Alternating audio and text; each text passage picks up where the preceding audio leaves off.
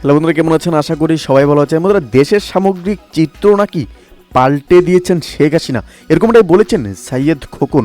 অবশ্যই বন্ধুরা, এই আপডেটটি নিয়ে আপনাদেরকে একটা বিস্তারিত আলোচনা করবো এবং একটি প্রতিবেদন আপনাদের সামনে তুলে দেবো। তার আগে আপনারা যদি এই চ্যানেলে নতুন হয়ে থাকেন, অবশ্যই চ্যানেলটিকে সাবস্ক্রাইব করে আমাদের পাশে থাকুন এরকম নিত্য নতুন রাজনৈতিক এবং সর্বশেষ আপডেটগুলি সবার আগে পাওয়ার জন্য। বন্ধুরা, ঢাকা 6 আসনের সংসদ সদস্য ও দক্ষিণ সিটি কর্পোরেশনের সাবেক মেয়র মোহাম্মদ শাহিদ খোকন বলেছেন যে গত 15 বছরে আমাদের প্রাণমিত্র নেত্রী শেখ হাসিনা বাংলাদেশের সামগ্রিক চিত্রনাকে পাল্টে দিয়েছেন। প্রধানমন্ত্রী উন্নয়ন কর্মকাণ্ড বাংলাদেশকে পুরোপুরিভাবে বদলে দিয়েছে।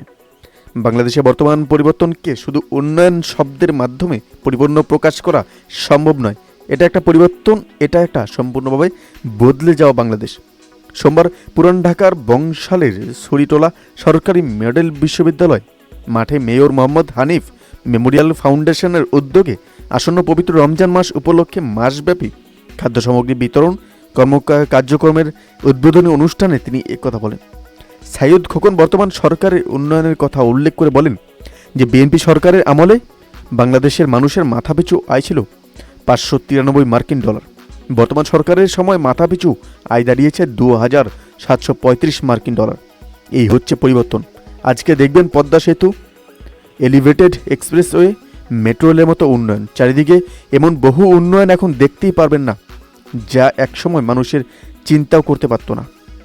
পবিত্র রমজান মাসে নিত্য প্রয়োজনীয় পণ্যের দাম মানুষের নাগালের মধ্যে চলে আসবে বলে জানিয়ে সাবেক মেয়র বলেন যে বর্তমানে কিছু জিনিসপত্রের দাম মাঝে মধ্যে বেড়ে যাচ্ছে।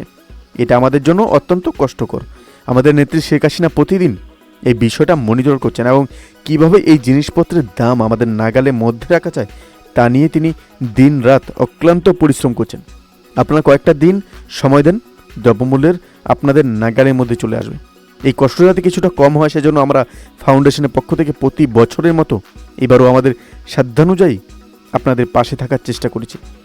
এই সংসদ সদস্য বলেন যে আলামিনের মেহেরবানিতে এবং আপনাদের দোয়ায় ভোটে সংসদ সদস্য নির্বাচিত হয়ে যাবে এবং পরবর্তীতে প্রধানমন্ত্রীর সার্বিক সাহায্য এবং সহযোগিতা আগামী দিনগুলোতেও এই কার্যক্রম ব্যাপকভাবে পরিচালিত করতে পারব। বন্ধুরা, এই মেয়র এবং সাইয়েদ খোকন তার বক্তৃতায় আপনাদের যদি কোনো মতামত বা সংশয় থেকে থাকে অবশ্যই আমাদের কমেন্ট করে জানাতে ভুলবেন না, এবং এই আপডেট সম্পর্কে আপনার কি মতামত সেটি অবশ্যই আমাদের কমেন্ট করে জানাতে ভুলবেন না। ভালো থাকবেন, সুস্থ থাকবেন, ধন্যবাদ। দেখা হচ্ছে আরেকটি ভিডিওতে। আপনি কোথায় দেখছেন অবশ্যই সেটি আমাদের কমেন্ট করে জানাতে ভুলবেন না।